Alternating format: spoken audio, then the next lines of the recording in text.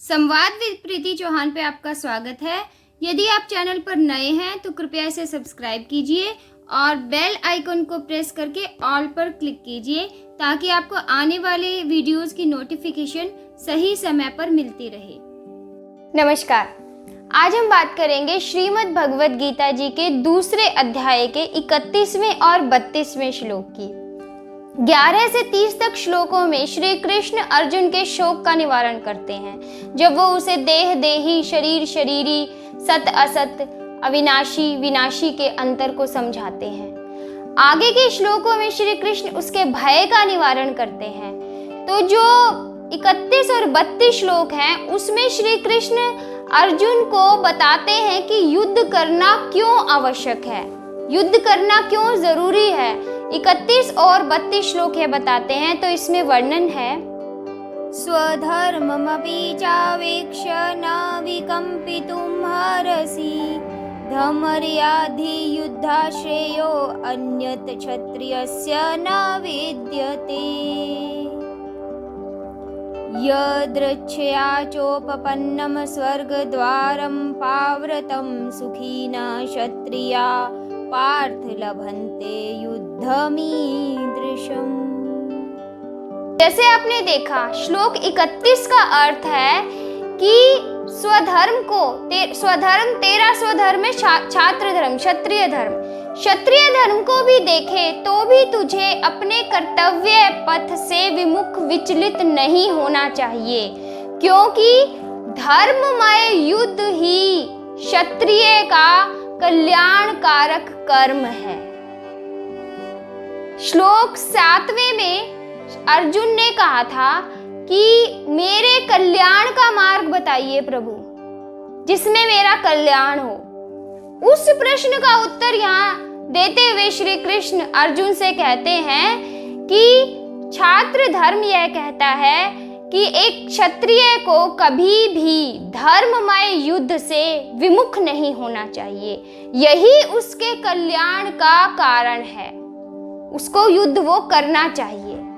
स्वधर्म क्यों कहा यहाँ पे, स्वधर्म को छात्र धर्म क्यों कहा? मनुष्य यह मान ले कि मैं परमात्मा का अंश हूँ। स्व को जब वो मान लेता है तो उसका कुछ धर्म हो जाता है, करना, कार्य करना, उसे स्वधर्म कहा जाता है। जैसे अगर वो अपने आप को शिक्षक समझता है, शिक्षक मानता है, तो उसका शिक्षक के नाते स्वधर्म है। अगर वो अपने आप को कोई नौकर मानता है तो नौकर के नाते उसका स्वधर्म है।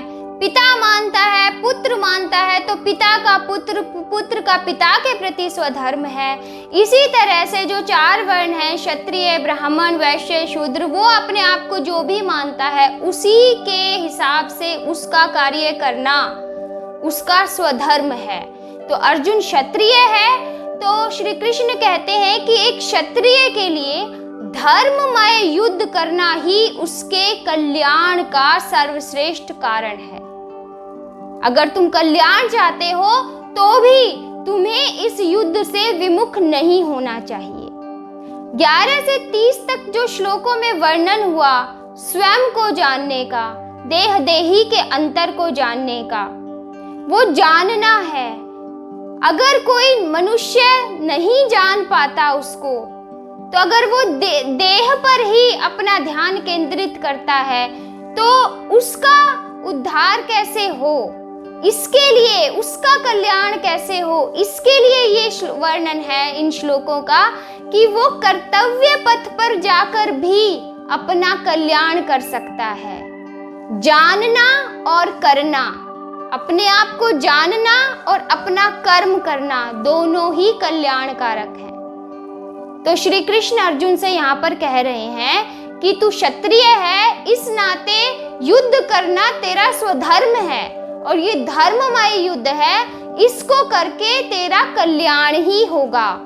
32वें श्लोक में श्री कृष्ण कहते हैं कि हे पार्थ, यहाँ उन्होंने पार्थ कहा, हे प्रथानंदन, जिनको अपने आप प्राप्त हुआ युद्ध मिलता है उनके लिए तो स्वर्ग के दरवाजे भी खुले होते हैं।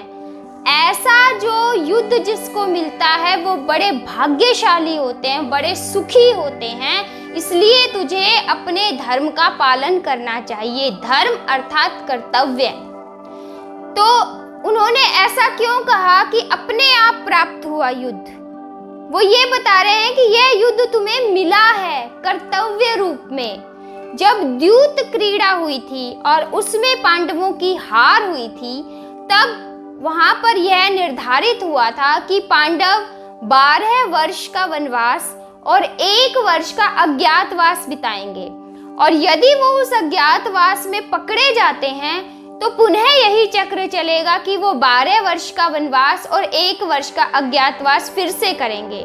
परंतु यदि वो उस 1 वर्ष के अज्ञातवास में पकड़े नहीं जाते और उसे सफलतापूर्वक निभा लेते हैं तो उन्हें उनका सारा राजकाज, इंद्रप्रस्थ आदि मिल जाएगा। तो इस नियम के तहत पांडवों ने 12 वर्ष का वनवास और 1 वर्ष का अज्ञातवास सफलतापूर्वक निभाया। वो नहीं पकड़े गए। इस नाते उन्हें उनका राज, उनका सारा धन दौलत, मान सम्मान मिलना चाहिए था। अज्ञातवास के बाद जब उन्होंने अपने राज्य की मांग की तो दुर्योधन ने कहा कि मैं तो सुई की नोक के समान भूमि भी नहीं दूंगा। इतना कहने के बाद भी उन्होंने संधि के अनेकों प्रस्ताव भेजे, स्वयं श्री कृष्ण को शांति दूत बनाकर भेजा, परंतु दुर्योधन नहीं माना। अर्थात पांडवों ने इस युद्ध को टालने की बहुत प्रयत्न किए, परंतु यह युद्ध उन्हें कर्तव्य रूप में प्राप्त हुआ है।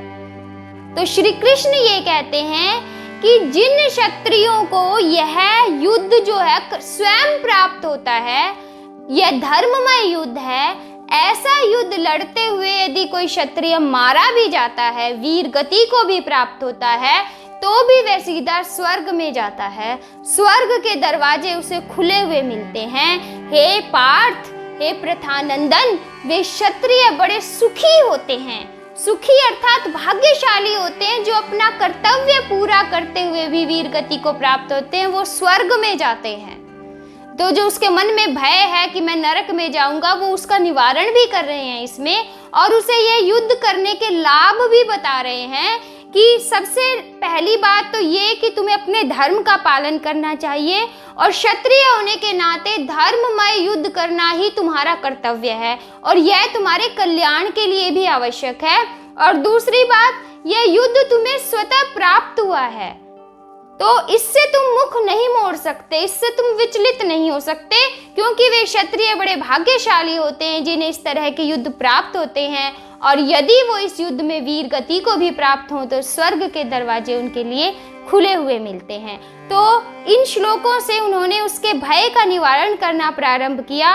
31 और 32वें श्लोक में उन्होंने युद्ध करने के लाभ बताए। आगे के 4 श्लोकों में वो युद्ध ना करने का नुकसान, युद्ध ना करने की हानि बताते हैं। तो वो क्या कहते हैं वो हम आपको आगे बताएंगे। तब तक आप श्रीमद् भगवद गीता जी अवश्य पढ़िए। जय श्री कृष्ण।